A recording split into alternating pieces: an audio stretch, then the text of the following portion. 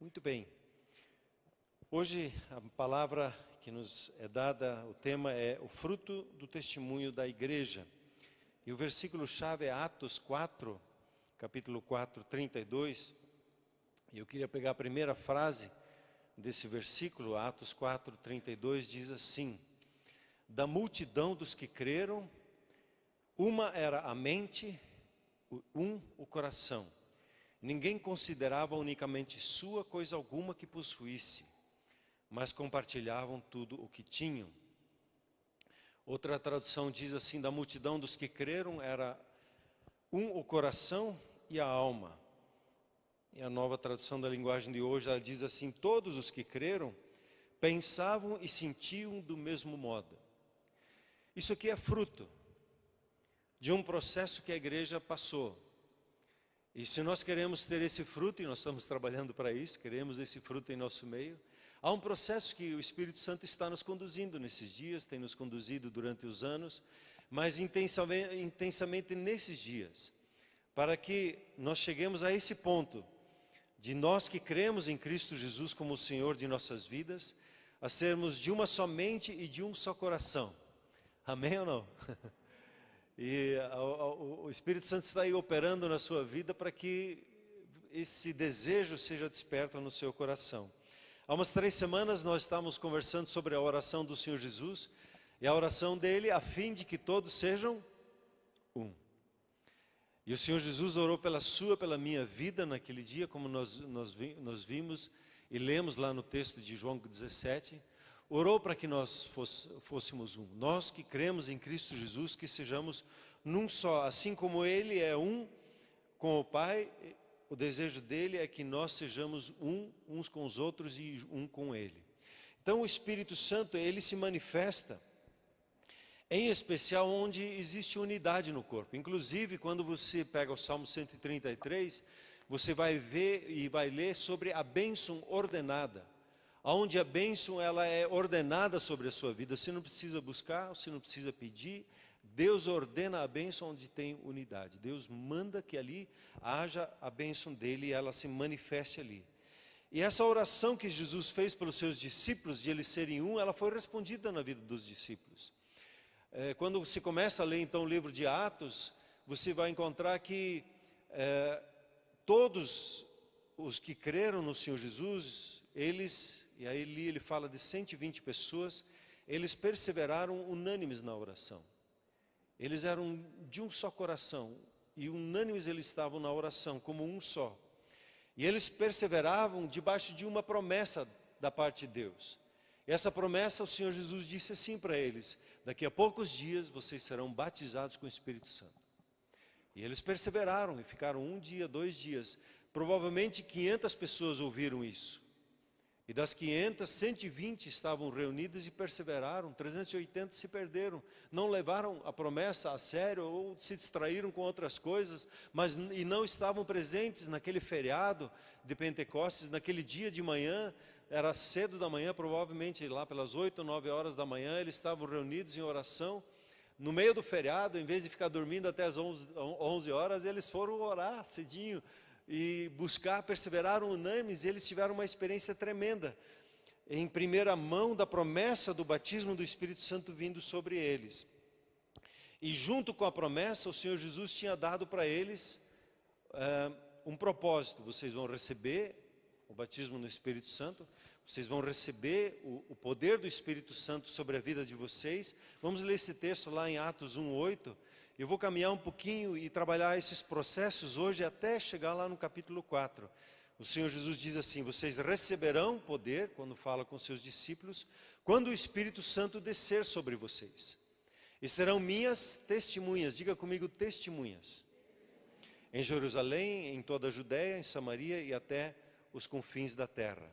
A unidade da igreja, e isso aqui é importante ver, a unidade da igreja está em torno de ser testemunha do Senhor Jesus. Você é testemunha das coisas que você experimenta. Você é testemunha do almoço que você almoçou hoje. Não é verdade? porque você pegou lá, não sei, lá em casa eu tinha comprado uma maminha, aí eu preparei ela lá, como é que eu sempre faço, cortei, coloquei lá o bacon lá dentro, coloquei a calabresa lá dentro, preparei, coloquei no forno, chegou a hora, agora eu posso testemunhar que estava gostoso.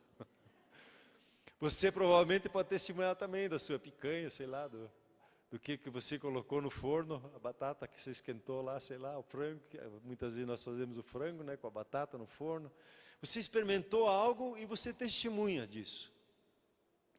E o Senhor Jesus disse o quê? O Espírito Santo vai vir sobre vocês para que vocês tenham experiências com Deus. Estas experiências vocês vão falar, vocês vão testemunhar delas. E o nosso propósito é falar das coisas então que experimentamos com o Senhor Jesus, e nós precisamos de experiências constantes com Ele. As que foram ontem foram boas, o almoço de ontem foi bom, mas de hoje acho que foi melhor. E amanhã vai ser um outro almoço.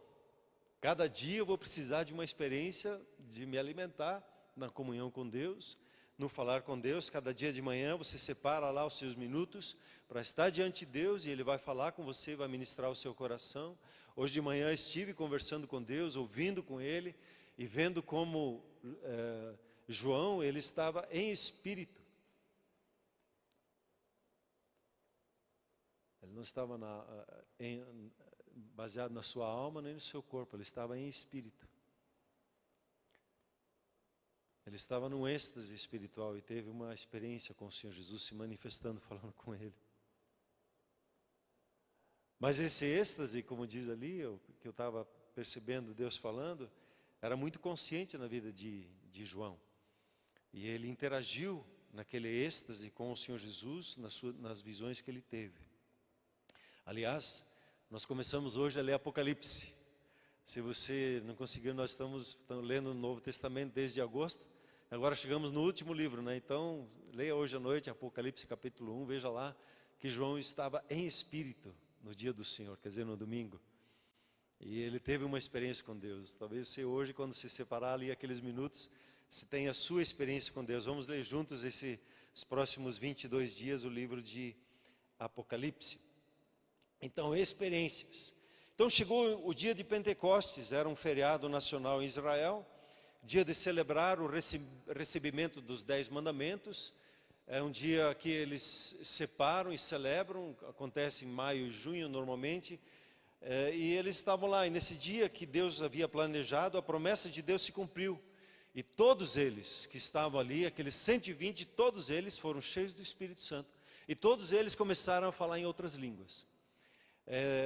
E isso gerou um tumulto na cidade de Jerusalém, já cedo de manhã, a tal ponto que eles acharam que os discípulos, esses 120, estavam embriagados pelo impacto que eles sofreram da manifestação do Espírito Santo na vida deles. A sua expressão física, o seu comportamento foi alterado por causa de uma manifestação do Espírito Santo nas suas vidas. E as pessoas começaram a ter todo tipo de leitura, porque ficaram comparando o que é espiritual com as experiências da sua alma. Eles acharam que eles estavam bêbados. E Pedro então se levantou e prega a palavra de Deus. Ele dá testemunho da palavra de Deus e do fruto daquele mover, daquele momento ali. E aí nós lemos assim que as pessoas que estavam ali ao redor, e haviam centenas, se não milhares, ouvindo a Pedro, eles ouviram o que Pedro estava falando e o coração deles se compungiu, ficou constrangido o coração deles. E eles perguntaram para Pedro e os demais apóstolos: o que nós precisamos fazer? Eles ficaram tão tocados com a palavra e eles tiveram uma experiência, porque o Espírito Santo tocou o coração deles, e eles ouvindo a palavra, eles não ficaram assim avaliando na sua alma aquilo que estava acontecendo. Eles receberam a palavra de Deus no coração, como nós precisamos receber a palavra de Deus. A palavra de Deus, ela foi escrita para o nosso coração, e com o coração nós recebemos a revelação da palavra de Deus. E Pedro então orienta ele a duas coisas: ao arrependimento, quer dizer, a mudança da mente, e ao batismo nas águas. E nesse dia, debaixo dessa orientação, 3.000 pessoas tomaram essa decisão e foram batizadas. Se você estuda Jerusalém da época, eles tinham muito costume de batismo, então havia muitos batisterios, assim, muitos lugares de batismo, onde é que eles se lavavam ali perto, em torno do templo. Então eles lotaram aquelas galerias onde tinha aquela água, e foram lá e 3.000 pessoas se batizaram só num dia, e foi grande a alegria. Veja essas duas palavras, arrependimento, a mudança da mente, foi a primeira mensagem do Senhor Jesus. Ele diz assim: arrependei-vos e crede, para que vocês consigam perceber o reino de Deus. A mente natural não compreende. Eu preciso ter um arrependimento, eu preciso ter uma mudança de mente. Preciso ver as coisas não com os olhos humanos, mas com os olhos que Deus dá para nós. E a nossa mente, ela é o campo de batalha espiritual. A nossa batalha espiritual não está em vencer o diabo, porque ele já é um vencido. A nossa batalha espiritual, ela está em lutar para que os nossos pensamentos estejam alinhados com os pensamentos de Deus. Amém? A batalha espiritual é se arrepender. Isto quer dizer, eu nego os meus pensamentos. Eu decido mudar a maneira de pensar e vou seguir os pensamentos de Deus. Isto é batalha espiritual.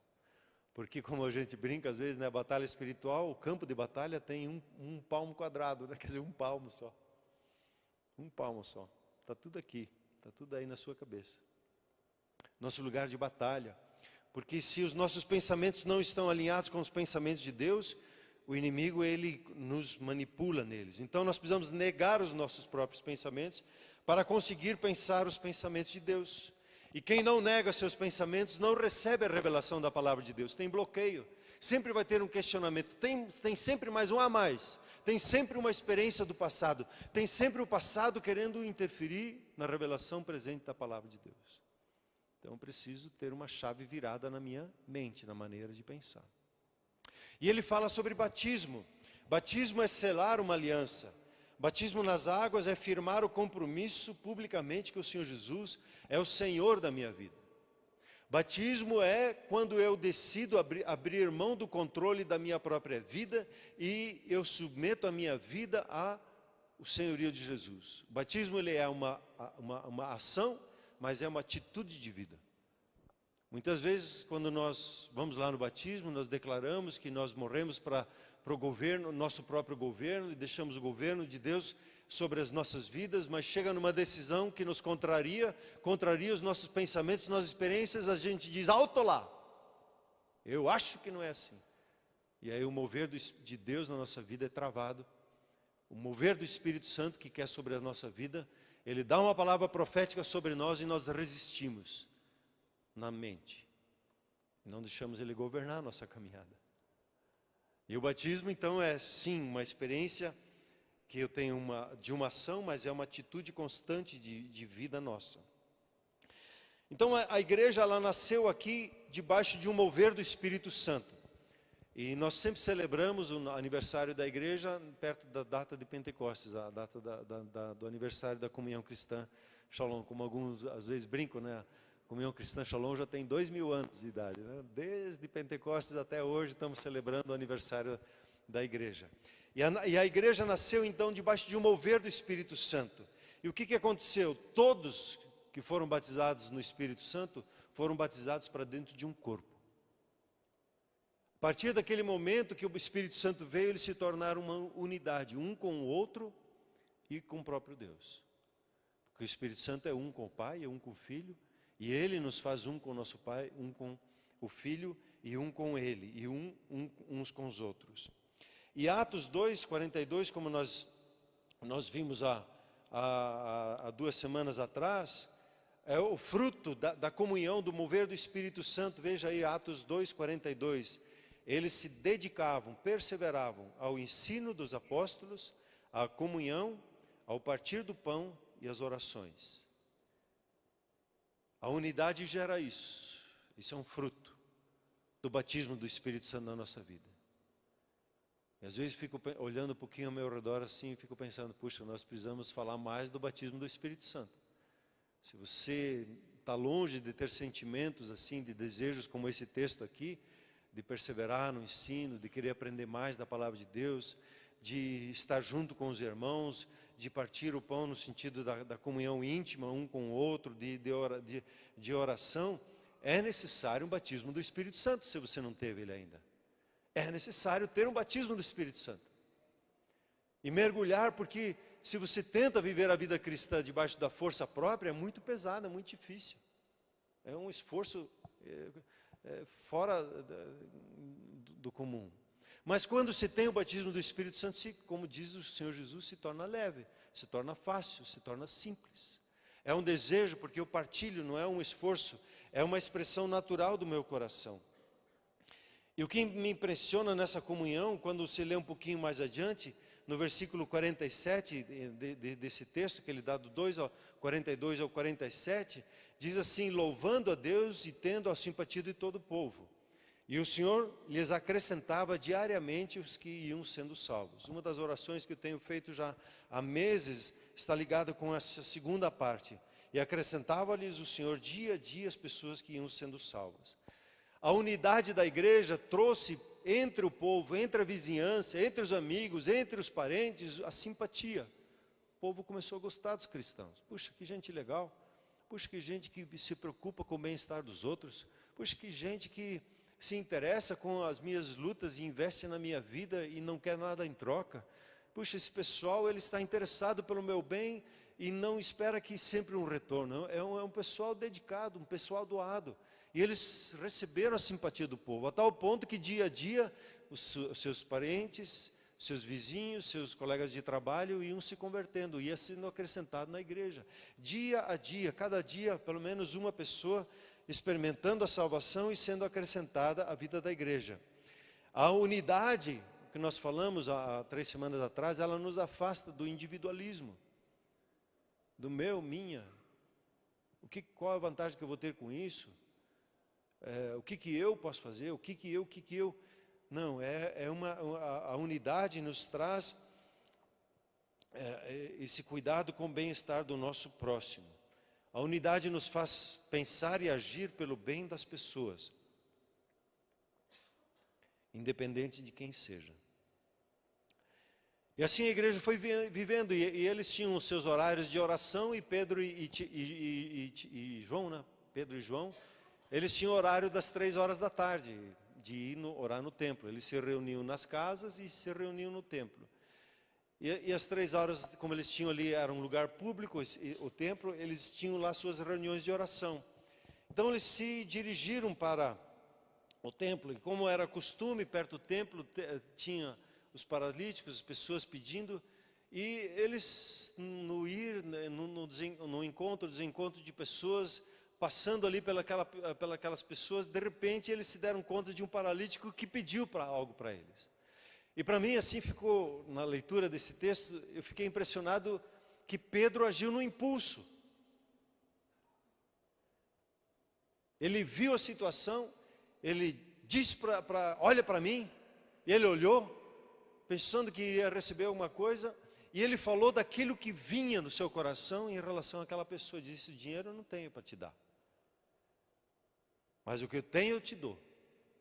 E quando você prestar atenção na leitura de Atos, na nossa caminhada, o que eles tinham era um nome.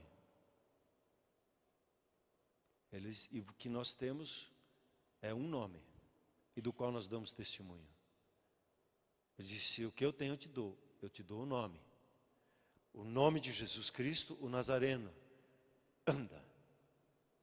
Ele não parou para orar, não parou para conferenciar será que era da vontade de Deus. Ele percebeu o impulso, e você vai perceber muitas vezes na caminhada com Deus, que quando o Espírito Santo age com você, muitas vezes ele vai agir no impulso. Não só, mas muitas vezes. Porque ele precisa agir no impulso, por quê? Porque a nossa mente vai querer bloquear o agir do Espírito Santo. Mas vai que?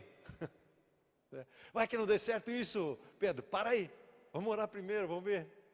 Mas Pedro, ele agiu no impulso, ele percebeu o agir do Espírito Santo, ele percebeu a palavra que era dada para ele, e ele declarou essa palavra sobre a vida daquele paralítico. E o milagre aconteceu. Esse paralítico de nascença, como nós ouvimos no domingo passado, que nunca havia andado, se firmou em seus pés. Diz ali o texto que de um salto se pôs em pé. Passou a andar e entrou com Pedro e João no templo, saltando e louvando. Houve um milagre, não houve uma cura. Quer dizer, a cura que aconteceu foi milagrosa, porque aconteceu instantaneamente. Os tendões que ele não tinha, ele não sabia andar, nunca andou na vida dele. Não tinha os tendões, não tinha os músculos. E de repente tinha músculo.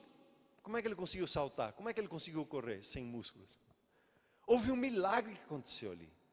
Muitas vezes nós trocamos isso, né? Nós achamos que a cura ela é instantânea. Não, a cura ela é processual. O milagre é instantâneo. E ele recebeu isso. E o que aconteceu? A unidade da igreja trouxe, como nós ouvimos na semana passada, trouxe a comunhão para a oração, trouxe a ousadia para manifestar o milagre e trouxe salvação para as pessoas. E o número dos discípulos de 3.000 subiu para quase 5.000. Vamos dizer aí que pelo menos 1.500 pessoas, 1.800, 1.900 pessoas se converteram nesse novo dia. Houve um outro batismo.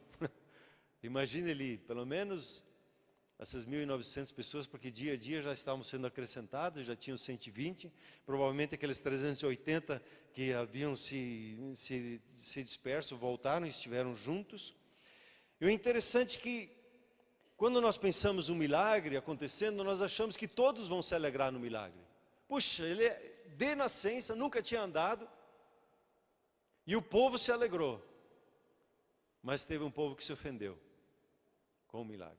Isso acontece hoje em dia também.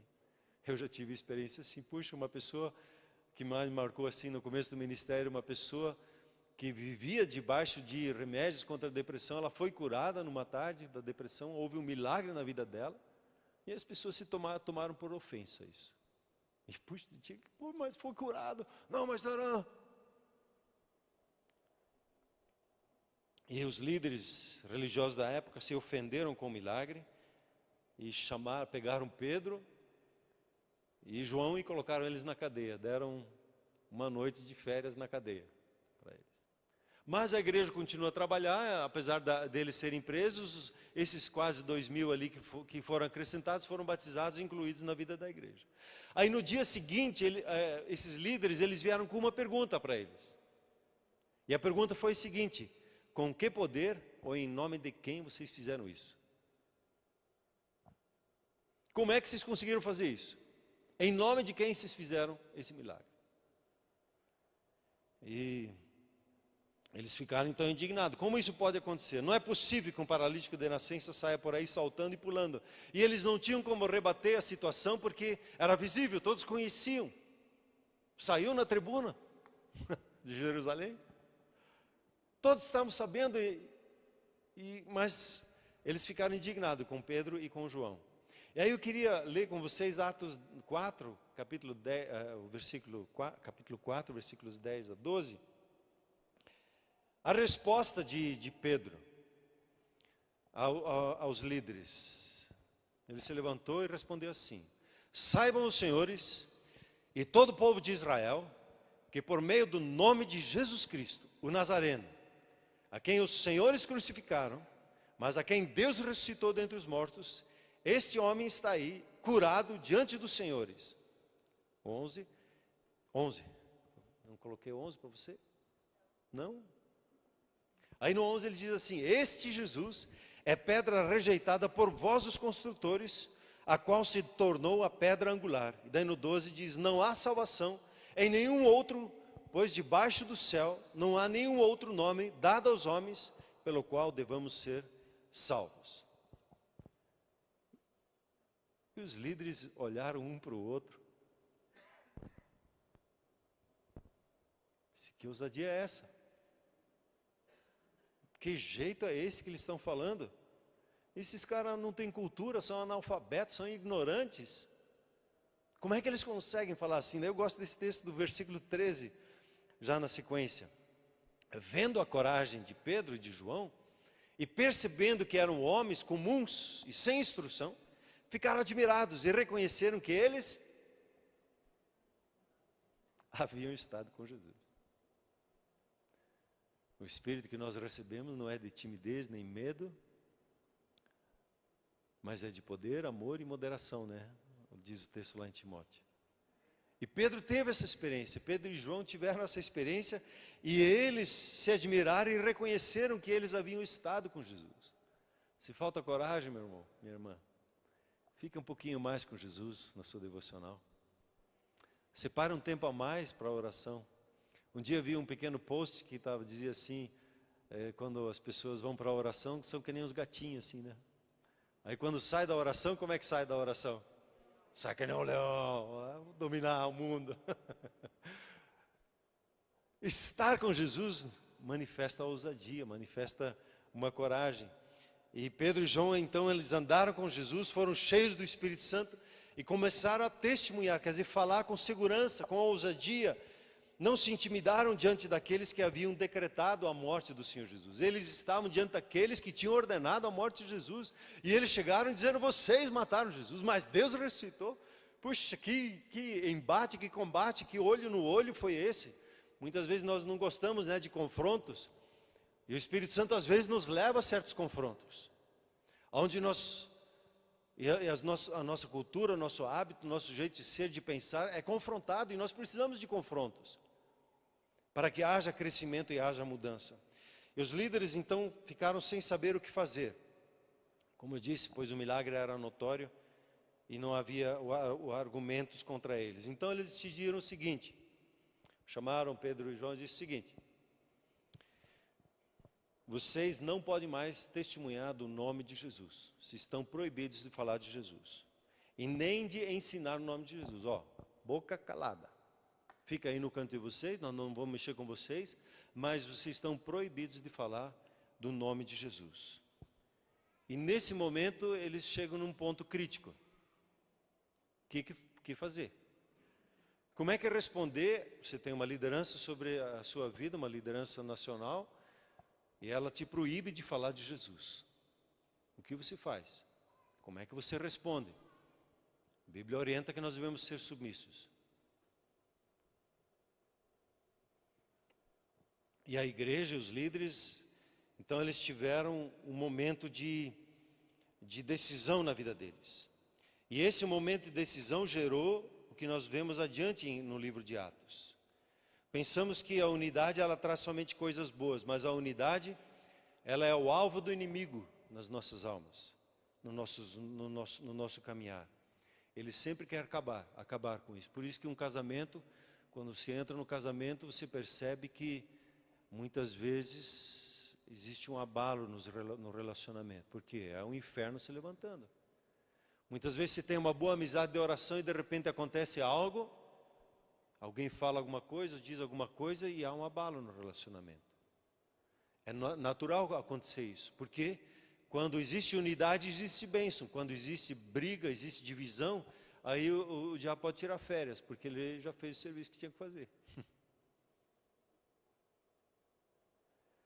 Ele ataca, em primeiro lugar, os nossos pensamentos para nos separar dos nossos irmãos.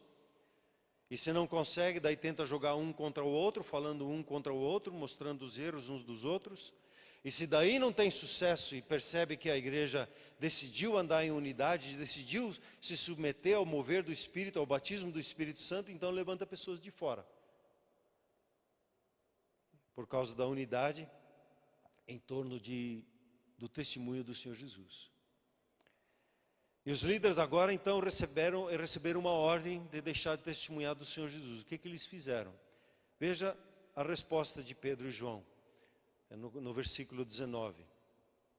Mas Pedro e João responderam: julguem os senhores, mesmo se é justo aos olhos de Deus, obedecer aos senhores e não a Deus. Versículo 20.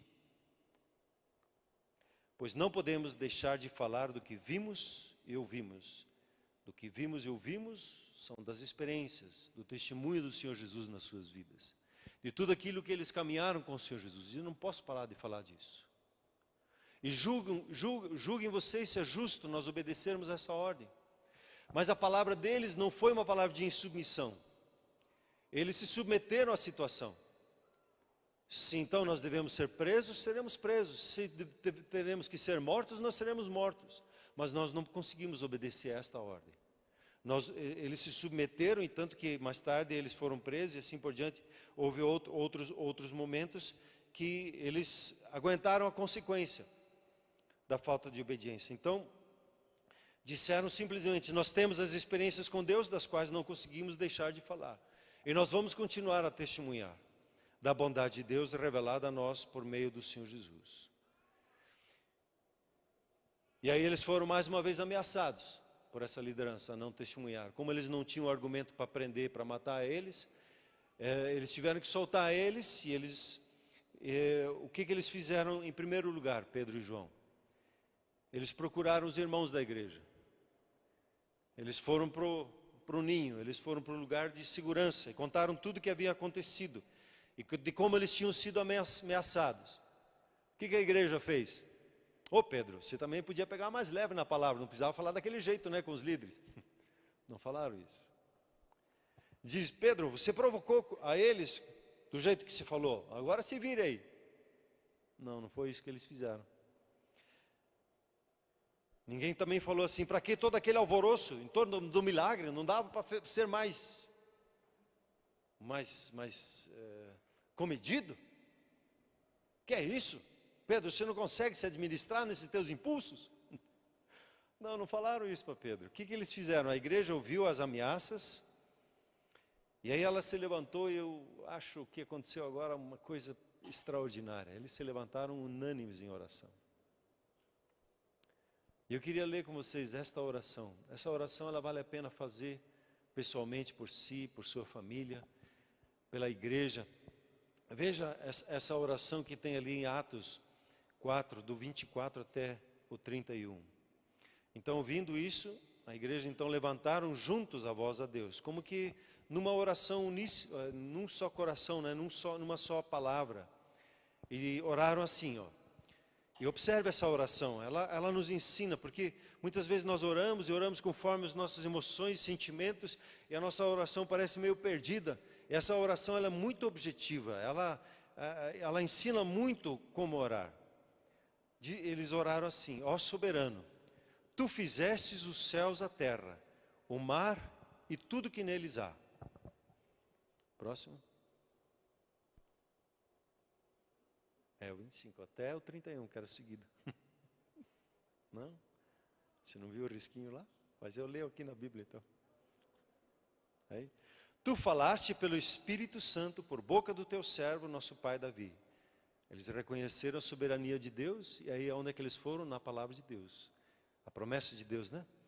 E isso é importante ver na sua oração.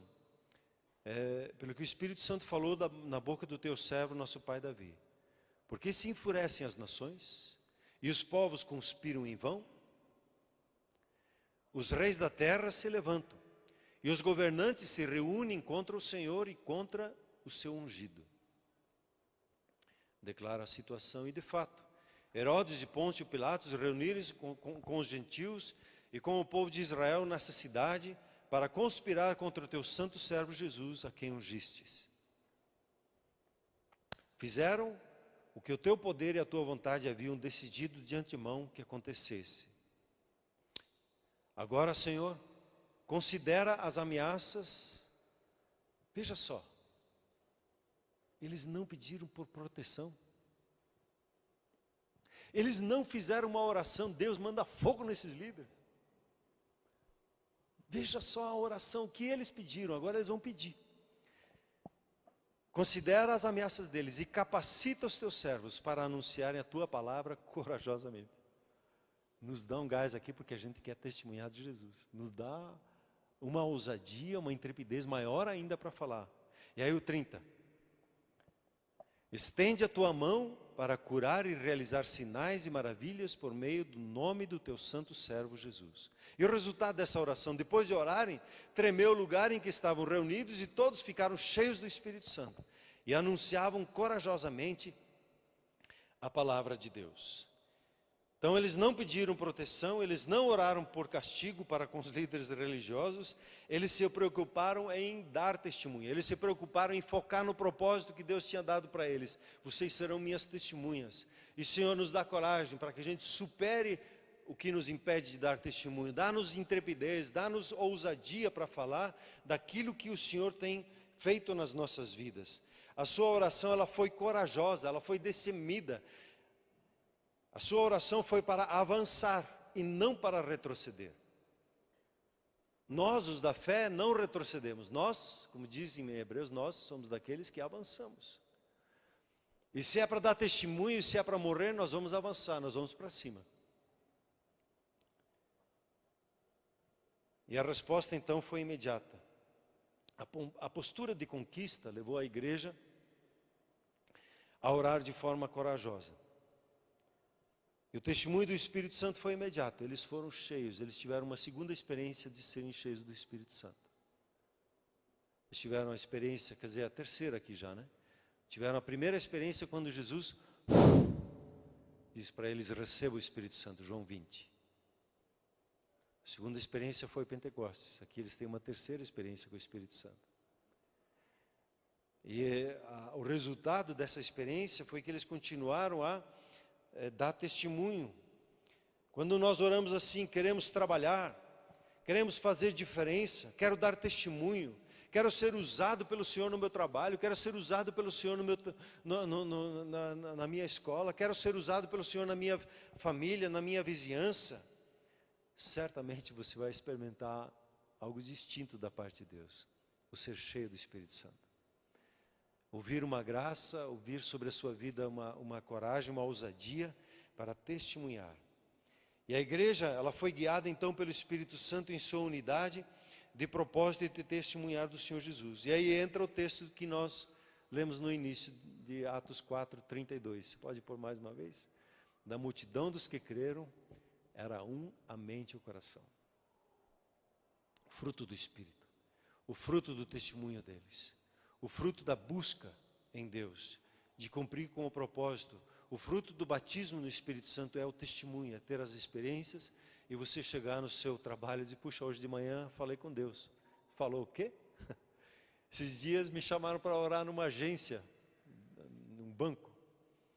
E os funcionários ali, os colegas de trabalho, pediram para o gerente contactou comigo, disse: ó, chama um pastor, porque tem muita coisa ruim aqui, está muito pesado aqui.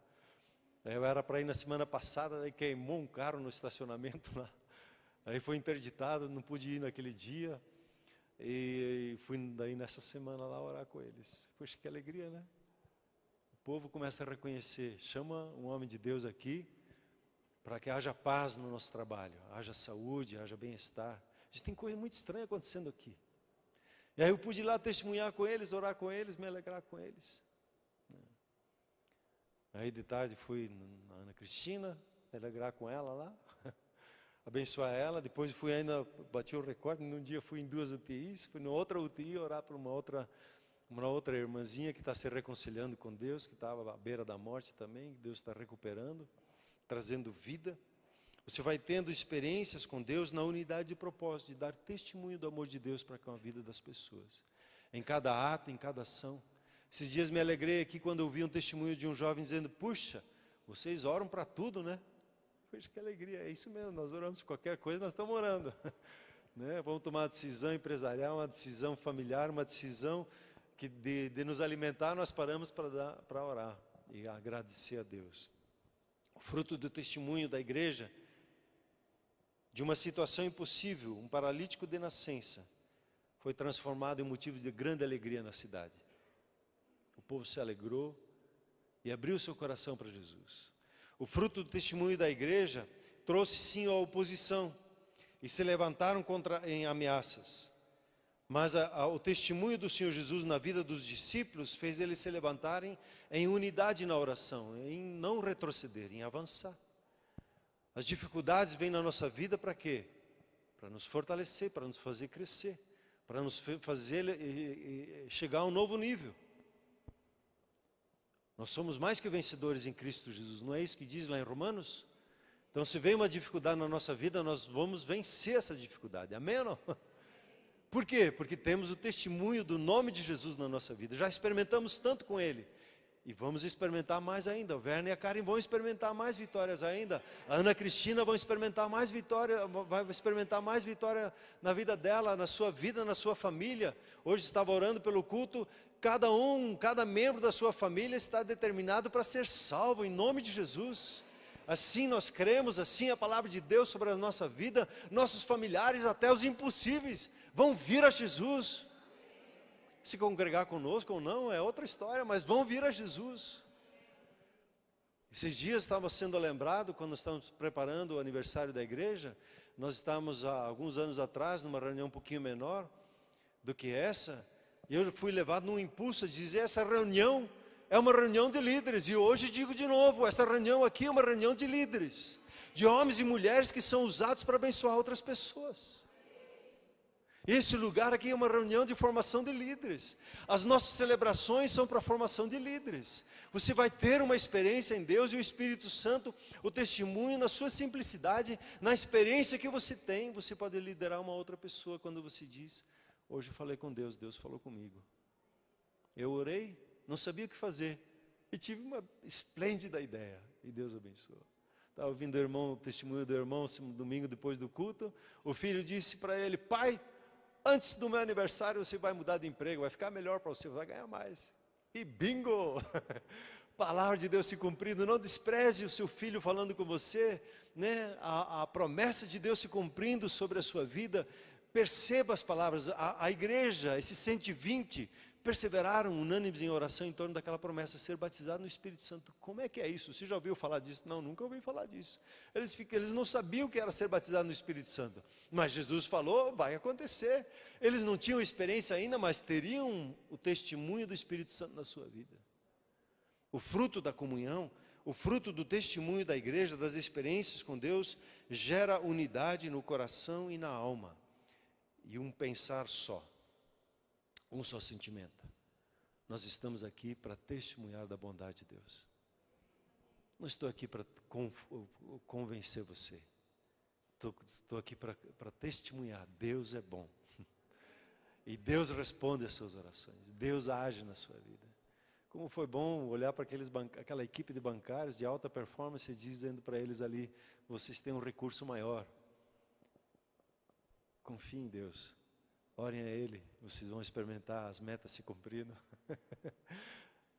Que beleza, poder falar isso, testemunhar, é assim, Deus vai conceder vitórias. E hoje, você que chegou aqui, você pode ter uma experiência pessoal com o amor de Deus. Hoje, você pode nascer de novo em Deus e ter uma experiência de se tornar um filho e uma filha. A história de Atos é um princípio daquilo que é para acontecer na sua vida. É um começo daquilo que é para acontecer na sua vida. Você hoje pode experimentar Ele na sua vida pessoalmente, como o Senhor da sua vida. Hoje você pode ser batizado no Espírito Santo. Você pode ser cheio de Deus. Ah, mas eu preciso fazer alguma coisa? Não, é só crer em Jesus. Crer que é assim. Receber a palavra de Deus como verdade na sua vida, dizer eu recebo, eu aceito. Seus pecados estão perdoados. As maldições foram rompidas na cruz. A bênção de Deus é para com você. Ele ama a sua vida. E quer que você experimente a vida em abundância que Ele tem para você. Hoje é o dia, é um bom dia para dizer Jesus é o Senhor da minha vida. E eu quero te convidar para isso nesse momento. Por gentileza, vamos nos colocar em pé.